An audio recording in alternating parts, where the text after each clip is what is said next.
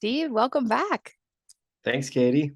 It's always so fun to chat with you, and we get to go in a direction I haven't really gone that much on this podcast before. And I know I always learn a lot from you, so I'm super excited to jump in. But from a broad perspective, to start off, we are going to delve into the world of immune misfires and how to make your immune system smarter. Because often I think, and you explain this well, we think of making our immune system stronger, but you differentiate that actually like smarter is the way to go. But I think to establish some foundation for this conversation, maybe you could start off by explaining what you mean by immune misfires for anybody who that's a new term for. Yeah, sure.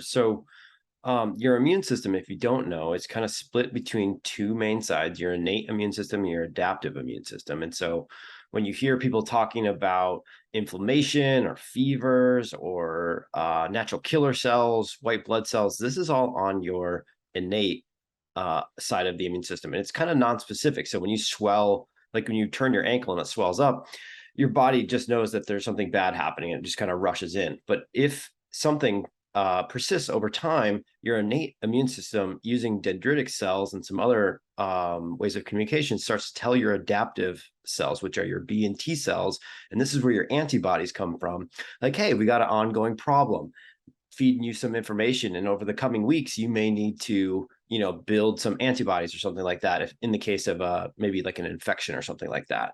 And so you have these two sides of the immune system, and we want them to fire in proportion to what's happening. So if they need to use a feather, we want them to use a feather. If they need to use a hammer, we want them to use a hammer. And we don't want to be using hammers for feathers and vice versa, because that's when you get into states of persistent, I think, out of tolerance with the environment. And these look like, allergies to things that other humans don't have allergies to. So maybe like a lot of ragweed or hay fever, or you have some sort of chronic inflammation that just drags on and maybe ends up in autoimmunity, maybe ongoing food sensitivities after you've done, all the basic steps around diet and things like this. So these are all various symptoms of a misfire. And we can talk about sort of the 5 different ones, but that's sort of the overview, is how there can be some breakdowns there. Yeah, that's a helpful framework to understand. And I think when you use the word antibodies, often people will think of autoimmune disease because that's often a thing that's measured for autoimmunity. And I know there's part of the conversation that goes there as well, but maybe walk us through what those 5 symptoms are so we have a passing understanding before we get deeper. Yeah, sure. So on the innate side, your body could mount too high of a response. So this is often seen in something like hay fever or pet allergies, things like that, right? It could rush in and swell up your entire ankle if it was turned. Instead, we want it to just swell the areas that were affected. So you could have too aggressive of an innate immune response. And we've also seen this with cytokine storms recently. That's another version of over aggressiveness. We can also have too little of a response. Like, let's say there is an infection that's happening. We want the white blood cells to rush in, but maybe they don't. Maybe they're kind of, out on their lunch break and not responding. And then you can get wounds that don't heal for a really long time. The next thing is in people with really compromised immune systems, and definitely elderly individuals. So people like usually over 65, we see reduced creation of antibodies. And so part of that is the innate immune system's not talking to the adaptive immune system. And so we can have a poor communication misfire. And then on the adaptive side, we can make antibodies to our own tissues, like our thyroids, and that's a misfire where we're being too aggressive on the adaptive side. And then the other is too passive on the adaptive side, which is where we're making not enough antibodies when there is, like, something out there like a flu or something like that. It makes sense. And obviously, a misfire in either of those directions is not a good thing, but it is telling us something that's going on within the body, which at least then seems helpful to start to correct that response. And I would guess this is some of the reason it's probably hard to generalize when it comes to immune support, because not only is it going 2 directions, but there's so much personalization that comes into play here as well. And I know from personal experience, I've gotten through Hashimoto's, which is an immune response to my own thyroid. You've gotten through some chronic conditions as well. So there is hope, and it is possible to rebalance these things. But is that why with, vitamins and minerals and supplements marketed for immune health, you might not always get the effect you think you're going to get? Yeah, yeah. I mean, that's what I kind of, as I was diving into the immune system over the last 3 years, in the beginning, I was like, wow, I just need to take so much zinc and so much vitamin D and so much magnesium and vitamin C. And what I kind of came upon as far as an analogy is like, think of a plane and flying a plane from New York to San Francisco. You do need zinc, you do need magnesium, you do need selenium, you need all of these immune supplements, if you will, immune minerals and vitamins. They're like the engines and the seats and the hull of the plane. Like if you lose an engine in flight, you are going, probably going down, or something bad is happening. And so the same is true if you don't have enough of the raw materials for the immune system, it can get out of balance, too passive or too aggressive. And what we're looking to do is make sure that the pilots and the flight plan is balanced. And that's where you get balance in the immune system, is you got to have the right flight plan and the right ability to correct when there's a windstorm or a thunderstorm or something like that. And so that's what we're looking for, is rather than just stockpiling more engines on a plane, we need the right amount of engines, the right amount of wings, the right amount of seats, all that kind of stuff. That's So a you great could, analogy. I love that. yeah, thank you. Thank you. Yeah, you can, I think that's where people, even myself, I load up on all these supplements. I'm like, please, get over this cold really fast. And sometimes it just doesn't happen as fast as you want. And it's because, you don't have those stockpiled nutrients. Other times it's because the nutrients are there, but there's no flight plan on how to use them. That makes sense. And also, I would guess with some of these, at least, especially if we're talking about something like vitamin D, it is possible to go too far in the other direction and get too much of it. Less so with something like magnesium, which it seems like most people are pretty chronically deficient in, at least in the US. But I'm sure there are some caveats of being careful if you don't want to overload any of these things or have too much on your plane either. Right, exactly. You don't want four engines on one wing and two engines on the other. Like you do want to be careful when you load up on these vitamins and minerals. There can be damage if you're, going too high, like you said. Like if you're chronically supplementing with vitamin D, but you never get your levels tested, like that's a way that you could grow out of balance over a year or two. If you've been listening to the show, you've learned about vitamin D for, probably 6 years ago or longer. And if you've been supplementing this whole time, but you haven't checked, you're at risk, that you do want to get some feedback about what's actually happening under the hood. Absolutely. And I'm always an encourager of get vitamin D from sunlight as much as possible as well too, because then your body is able to regulate more specifically than if you're taking supplemental vitamin D. But definitely second your recommendation of if you are supplementing with vitamin D, get tested at least once a year and see where you're at.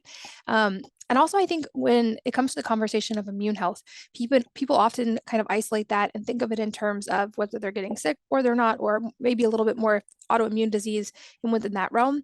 But I know from your research, and you can explain this much better than I could, the immune system is so intricately connected to essentially every part of our body in various ways. But maybe walk us through some of the ways it is connected to different parts of the body in ways that we don't just naturally always think of when we talk about immune health.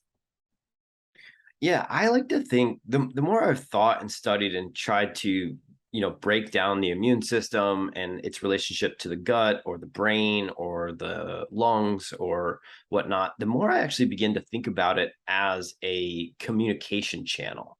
Like, I mean, sure, it's an organ and whatnot, but it's usually communicating from the gut or from the outside air or wherever there's been an input of data, and then it's communicating that out somewhere else. And so, for instance, like eczema and rosacea are typically thought of as skin conditions. Well, the reason why the symptoms are there are typically deeply related to an immune misfire that's happening on the regular basis due to loss of tolerance to something in your world, whether that's maybe gluten that you're eating, or maybe that's mold in your house. It's still a loss of tolerance to the outside world.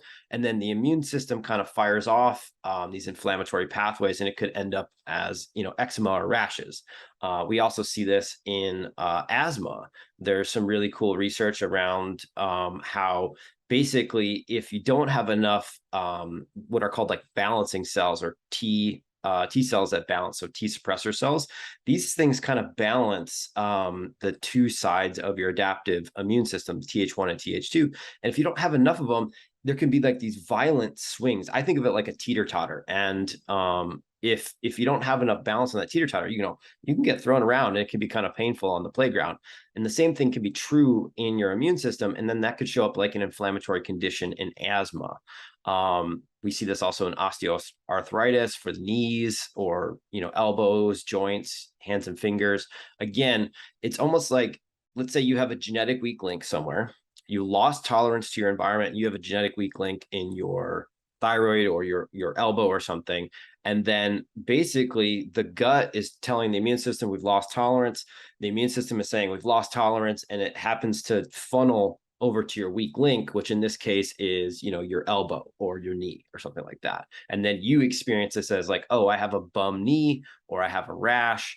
And so that's kind of why I think of it almost as a communication channel, because if you just try to target the immune system, or you just try to target the pain point, either option typically doesn't allow you to win. Like if you're just applying topicals for eczema or rashes, you pretty much never win the game. You're always playing whack-a-mole and you don't ever win. If you do topical and immune and gut or something else that might be going on, or maybe you get out of the environment you can't tolerate, like a moldy house, then you can actually win the game of getting rid of that thing for good. That makes sense. And it makes me think of, for instance, when I had Hashimoto's, it's common for people with Hashimoto's to sometimes swing between hypothyroid and hyperthyroid and like have a differing response, even though the condition is still Hashimoto's throughout. And that would seem to indicate maybe some of those immune system changes happening in either direction potentially.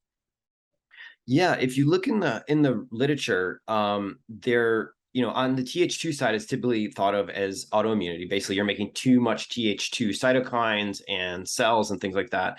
Th1 is typically thought about as like hay fever or allergies to the environment. But as a clinician, if you talk to clinicians who are treating these types of folks, they always, not always, but a lot of the time they find a lot of overlap. Like it's very common for someone to have some sort of grass or hay allergy and have Hashimoto's, and have celiac. And so typically what I think is happening, at least part of the puzzle piece, is not having enough regulator T cells that can kind of help balance it out. And there's always going to be a little bit of movement on the teeter totter. It's not like, life happens in waves, like literally seasons and waves. Like this is how nature moves. What we want though is we want the ability to find the homeostasis or balance again. It's when we get stuck or we change too hard, we flip flop really hard, like that if you've been on a teeter totter as a child and someone smashes the other side and you hit your butt on the ground really hard, it does hurt.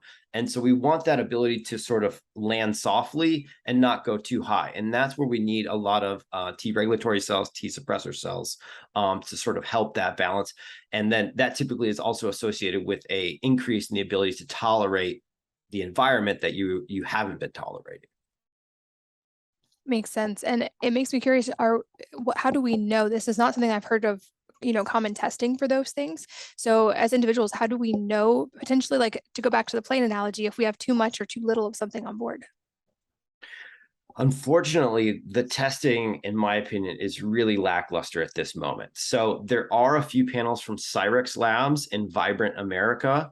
They have some like high intense, like $500 to $800 immune panels where you can actually check how many natural killer cells do I have? What kind of white blood cells and how many of them do I have? Do I have a regular amount of B cells and a regular amount of T cells?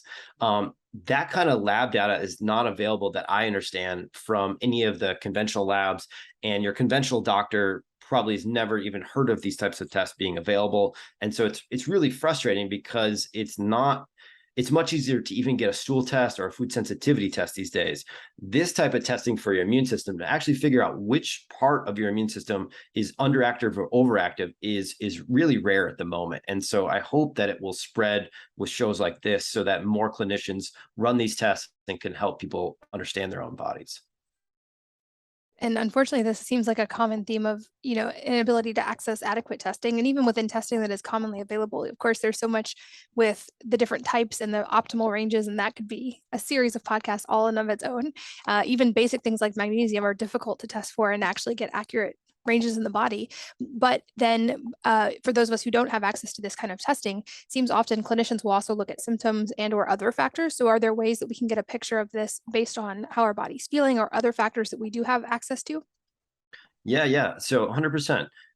Like you said, at this moment in time, symptom tracking and like sort of making a list of symptoms and then zooming out maybe while you're listening to the show, or maybe rewind and listen to this again, is the next best way to kind of try to analyze what's happening. It's not perfect, but it can tell you a lot. So for instance, as I mentioned, the literature is really clear that too much Th1 is typically related to food allergy, or not food allergies, but grass, hay, dogs, cats, sort of like these sort of environmental allergies. So if you have those, like if you know you've had those, you've done a skin prick test, or you literally just know that, hey, that plant over there, when it blooms, I feel like, junk for a week, like that's a pretty good sign your Th1 is out of balance in regards to that environment.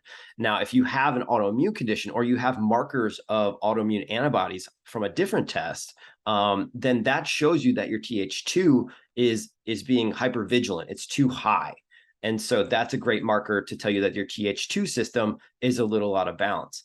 If you're someone who's running an HSCRP or a SED rate or something like that, that's a measure of generalized inflammation, and it's typically running high, that's a sign that your innate immune system is running too hot. It's out of balance over there. You can also see that by just looking at someone and seeing like, wow, they have like a puffy elbow that doesn't go down, or swelling in a certain area. Like let's say you sprain your ankle, that swelling should subside over a week or two, unless it's extreme injury. But some people's lags for 6-8 weeks, and it just never really goes down. That's a good indication of like a little passivity on the innate side. So we can look in the mirror, we can kind of take stock of our body parts. We can look at our testing on both sides, and those are all indications of a misfire in a certain direction. Food sensitivities would be another one. Got it. And the other thing I'm really excited to chat with you about, because I know you've done a ton of research around, is probably a new term for a lot of people. And I've only researched it because of the show notes for this, but the idea of paraprobiotics and how they seem to be sort of adaptive to be able to help in both directions. But for people who have maybe never heard that word before, can you explain what that is and what makes them special? So paraprobiotics are this new thing out of Japan. About 20 years ago, they started doing research on them, and they were really looking into what makes probiotics do different things in the body. And so paraprobiotics are like immature cells, or baby probiotics, that are killed before they become adults. And what this means is that their cell wall and the receptors are different. And that might not sound like much, and that might go against like why you think probiotics help the body. But this research is becoming really, really clear and very exciting, that those are like little pieces of information. They're like the little inputs. And then when they go into the gut, our gut and our immune system senses those paraprobiotics, and it will cause these adaptive changes in the immune system. For instance, making more T suppressor or T helper cells. Got it. So are there different types of these? Are they more in general categories, or like what has research identified so far with them? Yeah, so there's different types. They almost just like there's different types of bacteria for probiotics. There's like bifidobacteria, there's lactobacillus bacteria, there's spore biotics. These are all different types of bacteria. These various alive kinds, so in this case, like a lactis strain, some of them they've tested as if they kill them earlier, that they do different things. And so for instance, in the whole immune product, there's 3 different strains. One of them is an acidophilus, a lactobacillus acidophilus, which a lot of people may have taken in one of their probiotics when it was alive, to try to help their microbiome, or try to help their IBS or something like this. The acidophilus in this product is, like I said, a smaller version, immature version that's been heat killed. There's also some strains that are like close to what you'd see in like a kimchi or kefir. And so the adult version does different things, and the immature version does different things as well. I will say that in general, the paraprobiotics that you want to take are ones that have a strain at the end of them. So they'll say like a bunch of, names, and then there'll be like probably some numbers like, 15, 17 or LP20 or something like that. That's a really good indication that the person who made that has done the clinical trials needed to prove that this thing actually does something in humans. And so if you are going to go into the paraprobiotic market, it's still very early. There's not that many options out there, but I believe as it grows, there could be some knockoffs, and you'll always want to try to find a paraprobiotic that has the strain listed, and you can find studies on that strain. Got it. That's a helpful tip. So you said these are basically like immature probiotics. So they basically are carrying information and interacting with the body differently. Is that what makes them uniquely supportive of the immune system, or what's happening in that process? Correct. Yeah. So because they're dead, they're not going to like repopulate. They're not going to give off any sort of signaling molecules. They're not going to do any of the stuff that like alive probiotics would do. Instead, what they're doing is they're like taking your immune system back into rehab, like you're like in the gym, not like a different type of rehab, but you're going back into the gym, and it's basically saying like, here's a dose of something that you haven't had in a while, and do these squats to help build up your legs because you haven't been walking in a while or whatever. And so in a way, paraprobiotics are little sort of like jolts for the immune system to say, oh, there's something new in the environment, and this is causing an adaptogenic change to the environment, and then that propagates through the communication channels out to various areas. So it could go out to one of the studies in the one that's in holoimmune is on periodontal pockets, going from like a depth of 4 up to a depth of 2. There's other studies on eczema. There's other studies on hay fever. And so it kind of flows out through the communication channels. And if you do have weak links in some of these areas, it can help tame those symptoms. Gotcha. So for the gym analogy, this is essentially like a trainer that's helping correct your form or correct what's happening in the immune system to sort of have it learn and adapt to what it needs to respond to and what it doesn't, and having the appropriate response. Correct. Yeah, that's a better way of saying it. Yeah, it really is helping, correct form, making sure that you're getting your reps in and showing up on a regular basis. Because what you just said is the most important thing of all, which is what we want to get back in relationship and in tolerance to our environment. Got it. So it seemed like then these are probably, because they have that sort of adaptive property, they can be almost universally helpful to the immune system, whether it's over-regulated in one direction or under, because it's helping retrain what the correct sort of baseline is. Yeah, they do seem to work that way, although each one tends to have its own mechanism of action. And so they, in other words, they're not quite like herbs, where some herbs like adrenal herbs or whatever, like holy basil or something like that, they can be totally adaptogenic, mushrooms as well. These tend to be adaptogenic in that when somebody's low or high, it will modify that certain area. Like if on the TH1 side, it tends to bring TH1 into balance, or it tends to bring TH2 into balance, whether it's high or low. I don't know that it can do anything completely across the whole immune system. It seems to be very like a targeted adaptogen, if you will. That makes sense. So I know this is a new kind of emerging technology, but what have the studies looked at as far as maybe, for instance, in like the autoimmune categories or in the more acute immune system response?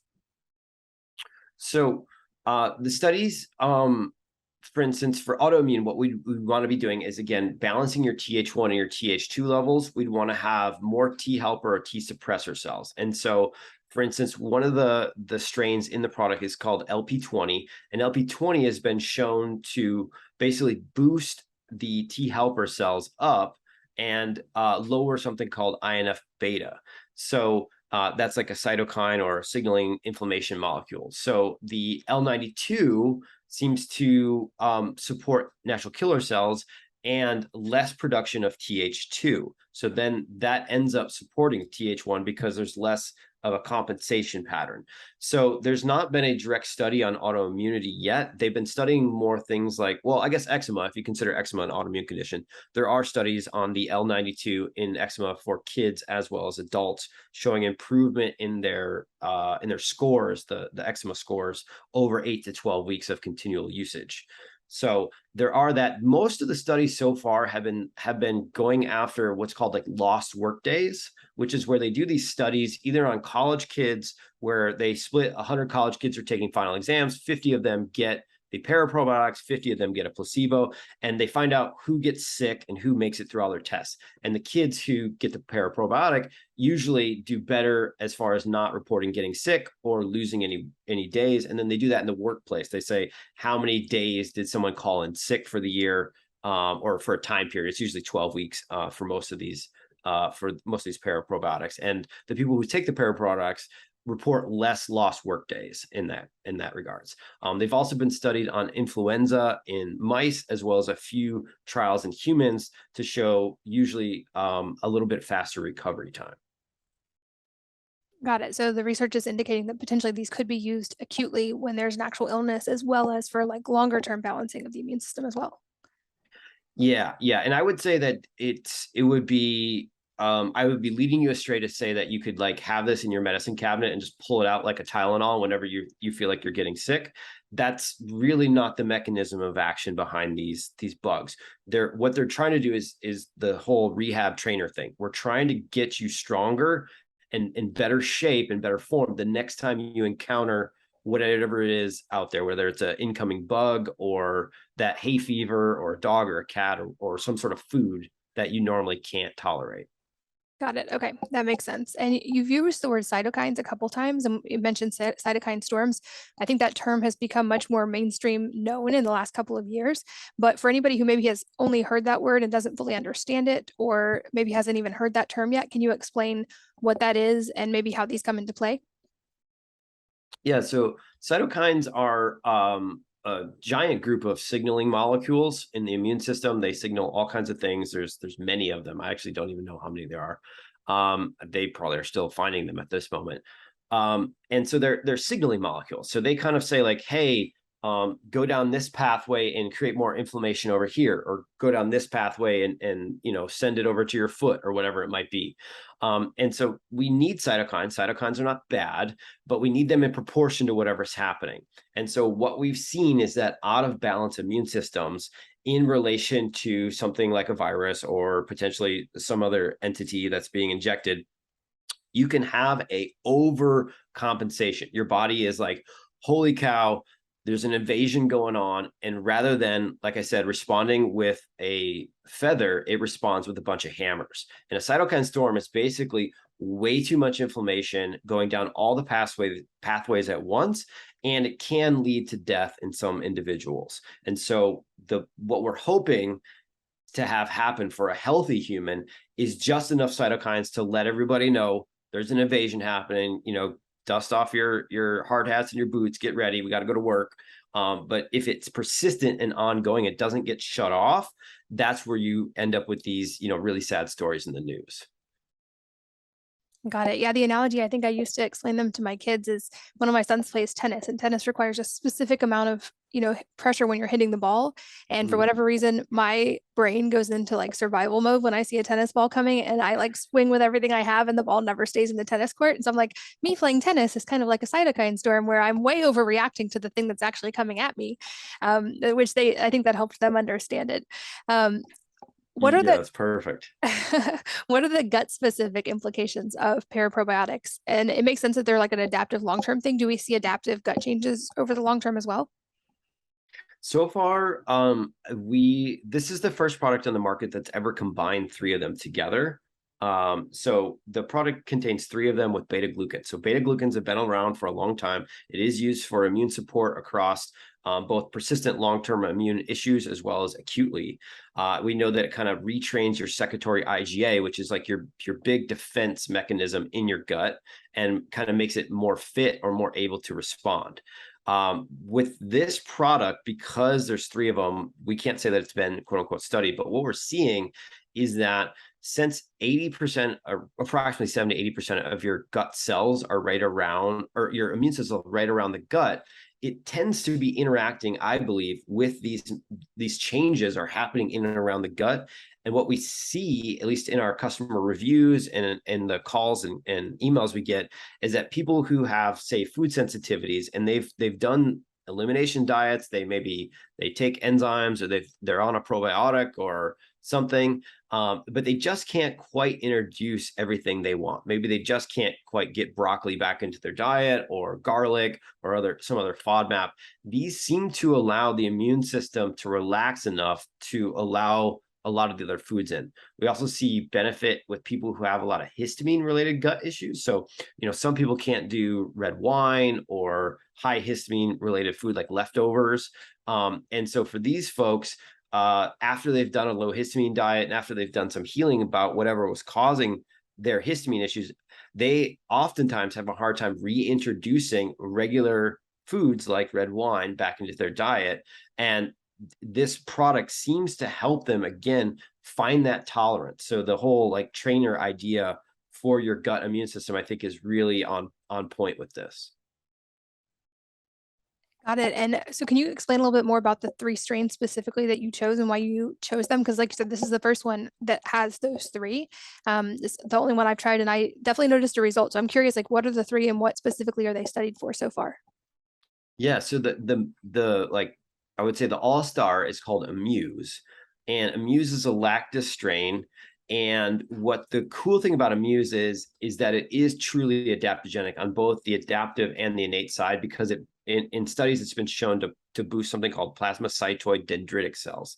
And these are these crazy new cells that I think people are learning about, that are what they're calling the leaders of the immune system. They're almost like the marionette hand, where they can sort of sense in based on what's happening in the body, and they can upregulate natural killer cell production. They can downregulate it. They can boost stuff on the T helper cell side again. So there's these really cool, like PDCs are these really cool things. They can get wonky in autoimmune conditions. So if you Google it, you will see some like kind of inflammatory articles out there. That has not been the case with Amuse. It's been studied up to 5x the dosage that's in the bottle, and there was no adverse events. So what Amuse has been studied for is it's specifically studied for like all year-round wellness. It's been studied and shown to boost athletic performance, improve skin dryness, and the lost workday thing I was talking about earlier.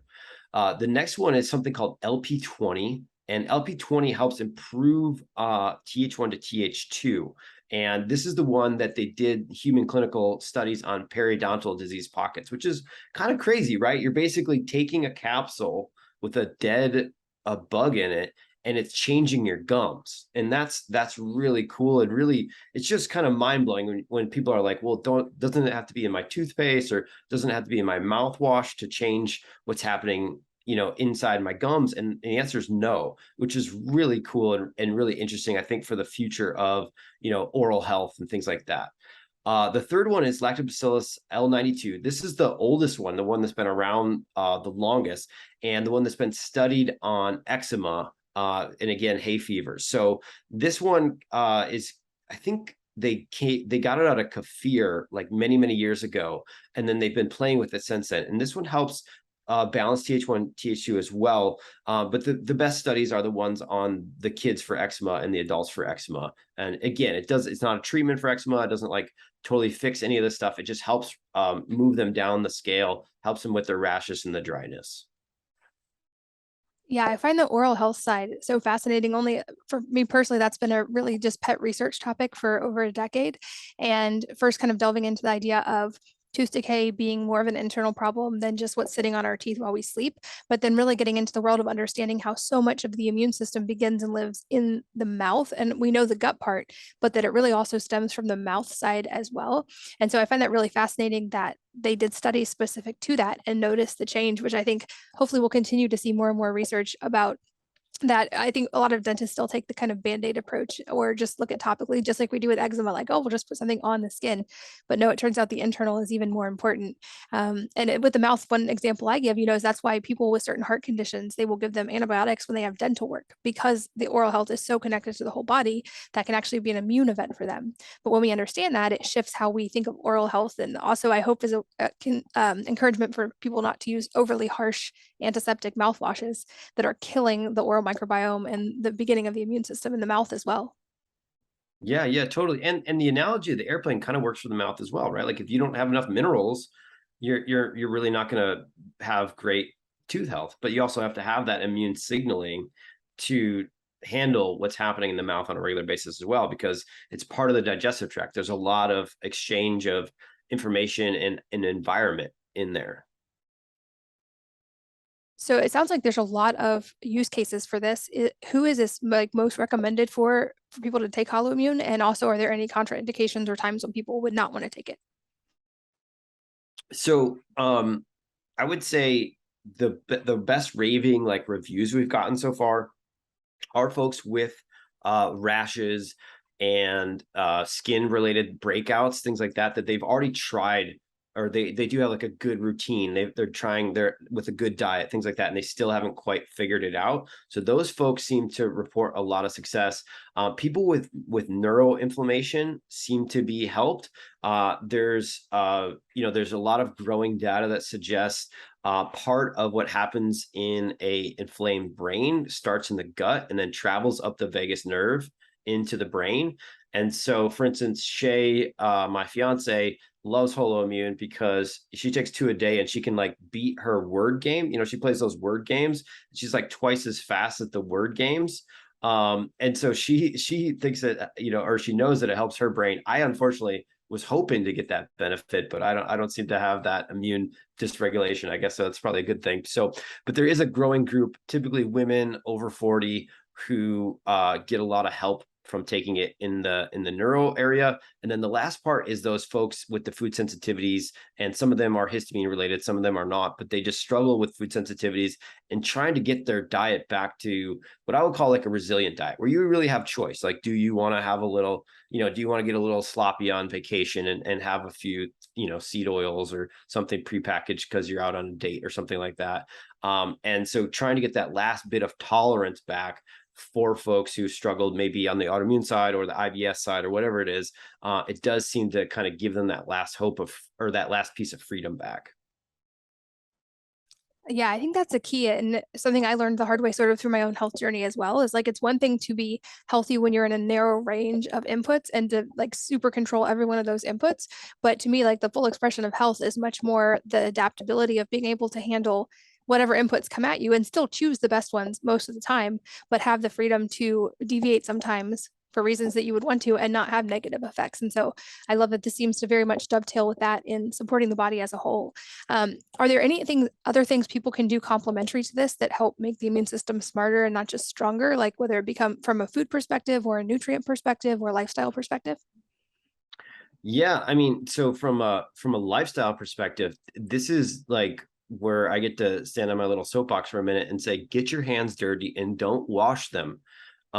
You don't have to wash everything. You don't have to use anti biotic soap on everything and walk around with your hand sanitizer. I know it's a scary world out there, from bugs and all kinds of things, but in general, like you said, the more we put ourselves in a small contained glass box, the more we're stuck there. And what I'm saying is literally the loss of being in the environment, touching the ground, touching your mouth, getting the microbes from dirt or your pets or something else in and around your face is part of this loss of tolerance. Now, I'm not saying stick your hand in poop and put it in your mouth. I'm not saying like don't be dumb about this, but I am saying that we are overwashing and we're not gardening enough. We're not going out for walks and looking at flowers or leaves and then just going about our life without washing our hands. So first one is get outside, get into nature, smell the smells of nature. All of that is input. That's all data as well. All the